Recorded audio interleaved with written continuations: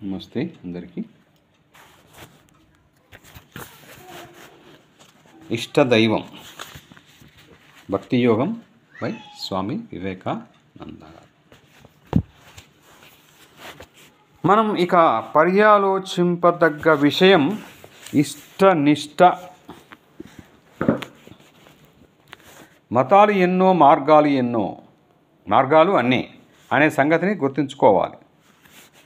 వివిధ మతాల్లోని వివిధ సాంప్రదాయాల్ని అన్నీ ఒకే భగవంతుడి వైభవాన్ని శతదా ప్రకటిస్తాయని గ్రహించాలి. నామ్నామకారి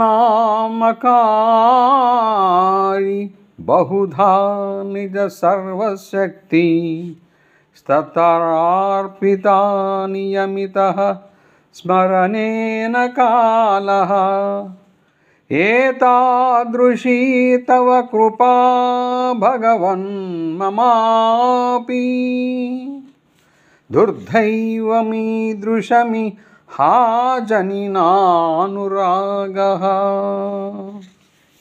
అనేక నామాలతో నిన్ను పేర్కొంటూ అనేక నామాలతో వారు అంటే భక్తులు నిన్ను విభజిస్తున్నారు.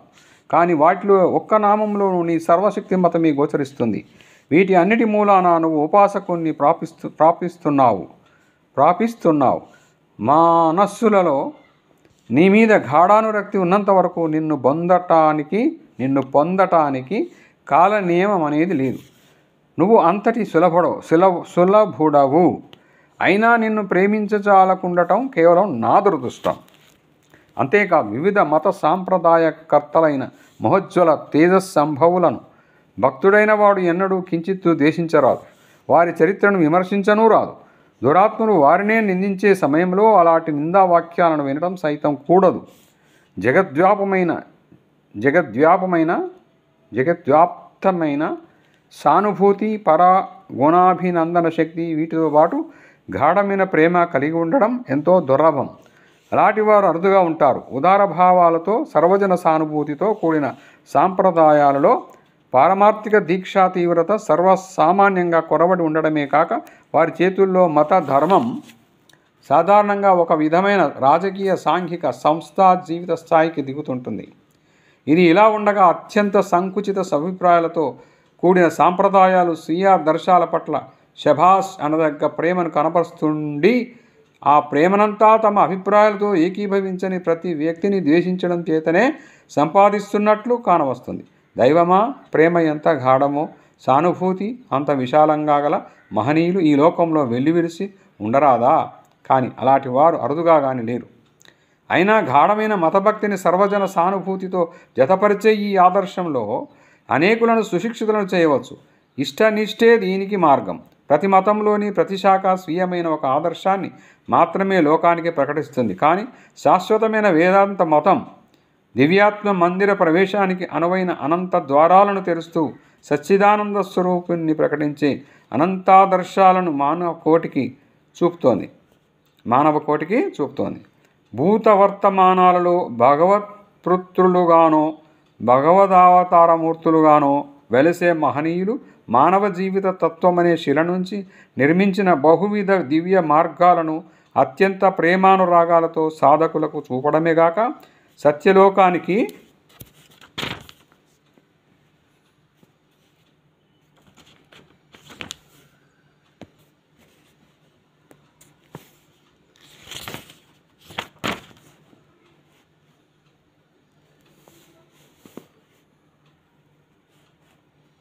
ఎక్కడ మాయాతీతమై జీవాత్మ ఆనంద సాగరంలో ఓలలాడుతుందో అక్కడికి సమస్త జనాన్ని, ఇక జన్మించబోయే వారిని కూడా ఆహ్వానించడానికై వేదాంత మతం చేతులు చాచుకొని వేచి ఉంది. కాబట్టి మోక్ష సౌధానికి కొనిపోయే బహువిధ మార్గాలలో దేన్ని గాని కాదు అనరాదు అని ద్వేషించరాదని భక్తి మార్గం చాటుతోంది. అయినా ఎదుగుతున్న మొక్క చెట్టు అయ్యే వరకు దాని సంరక్షణార్థం చుట్టూ కంచె వేయాలి. పారమార్థిక చింత అనే లేత మొక్క ప్రారంభ దశలోనే ఆశయాలను, ఆదర్శాలను సదా మార్చుకోవడం అనే ప్రబల వాయువులకు, వర్షపాతానికి వెంటనే మార్పులకు గురైతే నశిస్తుంది. మతౌదార్యం పేర అనేకులు ఉబుసుపోక కేవల వినోదానికై వివిధాదర్శాలలో ఒకదాని వెంట ఒకదానికి మారుతుంటారు. కొత్త వింత పాత రోత అన్నట్లు కొత్త సంగతులను వినాలనే పిచ్చి వారిలో ఒక విధమైన జాడ్యంగా మత మధ్య వ్యామోహంగా వర్ధిల్లుతుంటుంది. కేవల తాత్కాలికోద్రేకం పొందడానికై వారు కొత్త విషయాలను వినగోరుతారు. ఒకదాన్ని గురించిన పొంగు చల్లారగానే వేరొక దానికి వారు తయారవుతుంటారు. అందుకోసం ఎక్కడ లేని ఆందోళన, ఆర్తి, ఆవేదన. కేవలం కుతూహలాన్ని తీర్చుకోవడానికి తత్వజ్ఞానం వీరికి ఒక రకమైన నల్లమందు అలవాటు వంటిది. వీరి పారమార్థిక చింతకు పరమావధి మరో విధమైన మనుషులున్నారని శ్రీరామకృష్ణుడు ఇలా అనేవారు: మీరు ముత్తపు చిప్పల వంటి వారు. స్వాతి నక్షత్రం ఉచ్చస్థితిలో ఉన్నప్పుడు ముత్తపు చిప్ప సముద్రం అడుగు భాగం నుంచి బయలుదేరి స్వాతి వర్షపు చినుకును సంగ్రహించడానికి సముద్ర ఉపరితలానికి వస్తుంది. అది తన చిప్పలను విశాలంగా తెరుచుకొని చినుకొకటి లభించే వరకు నీటి మీద తేలియాడుతుంటుంది. తన చిప్పలో వర్ష బిందువు పడగానే సముద్రం అడుగుకు తన నివాసానికి పోతుంది. అప్పుడు ఆ వర్ష బిందువు నుంచి ఆణిముత్యాన్ని రూపొందించే వరకు స్థిమితంగా అక్కడే ఉంటుంది. ఇది ఇష్టానిష్ట సిద్ధాంతాన్ని అత్యంత కావ్య చాతురితో ప్రకటించే విధానం అనటం నిజం. ఆదర్శంలో ఇలాంటి నిష్ట ప్రారంభంలో సాధకుడికి అత్యావశ్యకంగా ఉంది.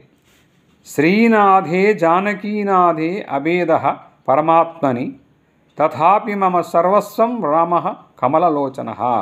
శ్రీనాథుడు జానకీనాథుడు ఒకే పరమాత్మ యొక్క అవతారాలే అయినప్పటికీ కమలలోచనుడైన రాముడే నా సర్వస్వం అని శ్రీమద్ రామాయణంలో హనుమంతుడు అన్న విధంగా వచించాలి. లేదా సబసే బసియే సబసే రసియే సబకా లీజియే నామ హాజీ హాజీ కరతే రహియే బయటియే అపనా రామ. అన్నిట్లో ఉన్న మాధుర్యాన్ని గైకొని అందరితో కూర్చో, సమస్త నామాలను గ్రహించు, అవునవును అని పలుకు. కానీ నీ ఆసనములో అంటే నిష్టలో సుస్థిరుడవు అని తులసీదాసు వర్ణించిన తీరులో భక్తుడు భావించాలి. మనస్ఫూర్తిగా భక్తి సాధకుడు ఇలా భావిస్తే ఈ చిన్న బీజం నుంచి పరభక్తి అనే భారతదేశపు మరిచెట్టు వంటి బ్రహ్మాండమైన వృక్షం బయలువెడలి సమస్త ధర్మ వ్యాప్తమకు పర్యంతం శాఖోపశాఖలను వేళ్లను దశ దిశల వ్యాపింపజేస్తూ బ్రహ్మానంద ఫలదాయికపై విరాజిల్లుతుంది. ఏ పరాత్పరుడు తన ఇష్టదైవము సర్వమత సాంప్రదాయాల చేతను సమస్త నామరూపాల చేతను సర్వాదర్శాలలోనూ ఉపాస్యుడైన వ్యక్తి ఆ పరాత్పరుడే అని నిజమైన భక్తుడు గ్రహిస్తాడు. ఇదండి నెక్స్ట్ సాధనా క్రమం నెక్స్ట్ వీడియోలో. Thank you viewers, thank you subscribers, thank you everyone.